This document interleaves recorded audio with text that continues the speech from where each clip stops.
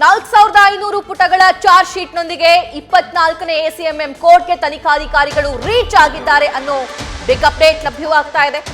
Darshan and gang ವಿರುದ್ಧ ಕೆಲವೇ ಕ್ಷಣದಲ್ಲಿ ಚಾರ್ಜ್ ಶೀಟ್ ಸಲ್ಲಿಕೆಯಾಗುತ್ತೆ.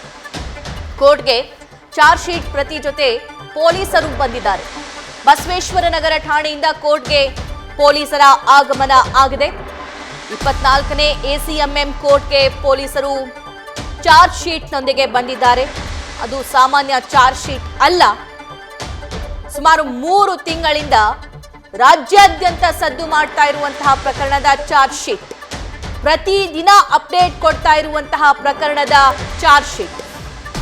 ಹಾಗೆ ನೋಡಿದ್ರೆ ಬಿಗ್ ಪ್ರೊಫೈಲ್ ಕೇಸ್ ಅಂತಾನೆ ಇದನ್ನ ನಾವು ಕನ್ಸಿಡರ್ ಮಾಡಬಹುದು. ಕಾರಣ ಇದರಲ್ಲಿ ದರ್ಶನ್ ಅವರು ಭಾಗಿಯಾಗಿದ್ದಾರೆ. ದರ್ಶನ್ A2 ಆರೋಪಿಯಾಗಿದ್ದಾರೆ.